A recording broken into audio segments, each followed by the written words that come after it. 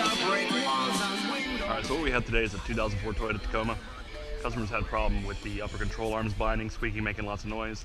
With a 4-inch spacer lift like this, you don't really have optimal geometry for the control arm, so it destroys the ball joints. So we're going to replace those today. We're going to replace the factory upper control arms with a unit from Icon. It's a rebuildable joint on the Icons. That way when they get worn out, you can just pop this unit out, put a new ball joint in. It's a sealed unit. It is greasable.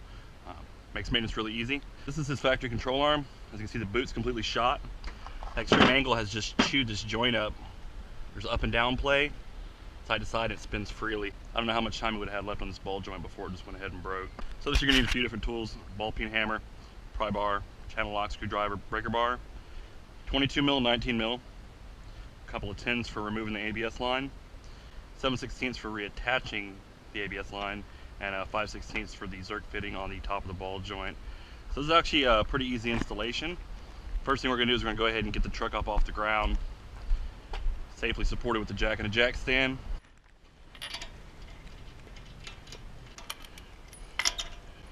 I'm gonna go ahead and remove the cotter pin for the ball joint. So we'll go ahead and use a 3/4 to break this lower ball joint loose. Next I'm gonna use a hammer, and I'm gonna use it to break this ball joint free from the knuckle. The way you do that is this flat spot here, machine on the knuckle. You just hit that with a hammer a few times. It should pop loose. See? 3 hits. It's already dropped down. So now the upper control arm will be clear of the knuckle. We'll go ahead and remove the anti-lock brake sensor cable right here.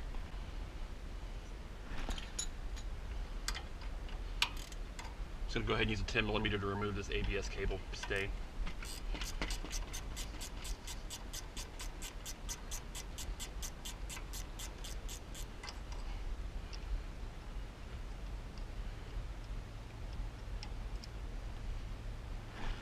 Next, to remove this control arm retaining bolt, I have to pull these splash guards down on both sides. This one's already loose, so I'm just going to kind of move it out of the way. These clips come out pretty easy. You can always put them back in easy. Now that the splash guards are out of the way, we have clear access to the upper control arm bolt. There's going to be a 19mm here. We're going to loosen this up. So now comes probably the most difficult part of the whole tear down and installation, is we have to get this bolt out. As you see, the body will be in the way. When Toyota builds these trucks, frame and suspension's already done. They drop the body down on top of it. Now you might think it's kind of a stupid design. We should do it this way. It comes right out.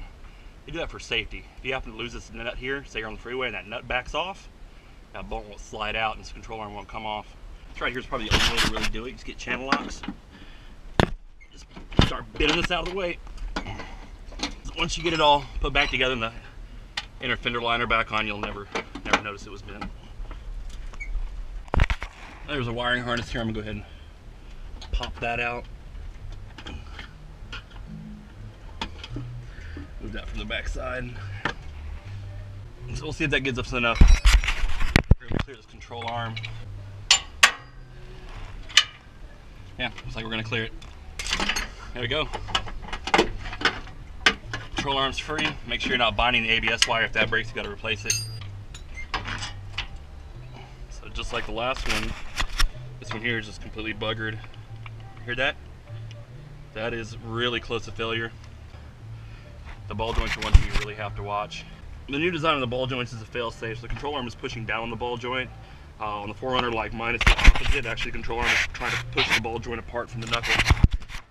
So you have to be real careful in 4Runners. Alright, so now we're at the assembly stage for the upper control arm.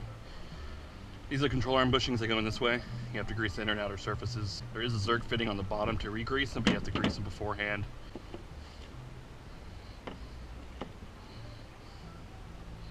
You can press these in by hand. You don't need a machine press or anything.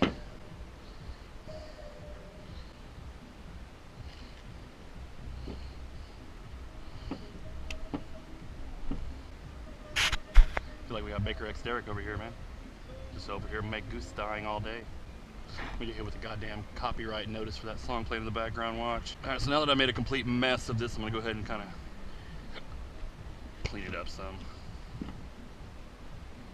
Now you put these in the truck, there's not a whole lot of clearance in the control arms. These have to be in all the way. Make sure these metal bushings here are flush with the inside. If they're a little out on the outside, it doesn't matter. The bolt nut are going to pull those in. If they're sticking out too far on the inside, you won't be able to get it around the mouth of the control arm. Alright, so now we're back into the truck. This part isn't horrible, but trying to line everything up while it's greasy is kind of a pain in the dick. Okay, so now as per the instructions from Icon, the bolts go back in backwards. That's why they say to do it. I'm gonna do it.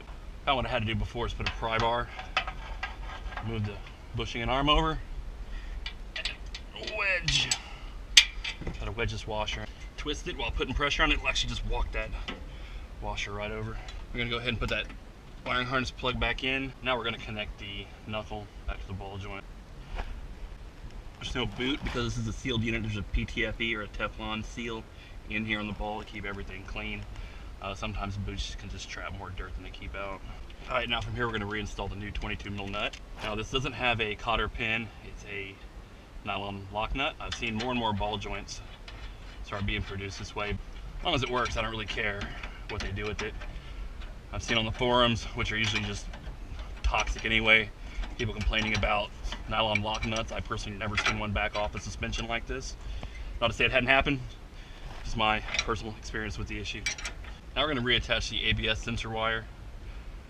The factory nut was a 10mm. This is actually a 7/16. I don't know why anybody uses imperial size hardware anymore. Metric should just be standard worldwide already. So that's it for the mechanical installation. Last time just kind of put everything back together, clean everything up. For this pinch weld, we're just going to hammer it back. We're going to remove this dust cap and install a Zerk fitting. Using a 5/16, tighten that down. You never want to make these very tight, just snug them up. They tend to strip out. Alright, so now all we have to do is go ahead and grease up these 3 fittings. There's a Zerk here, here, and the third one. Get it aligned. It's going to need alignment. Basically, it's done. So that's my install of the Vehicle Dynamics Icon upper control arms for a 2004 Toyota Tacoma. Alright, well thanks for watching. Put up another video.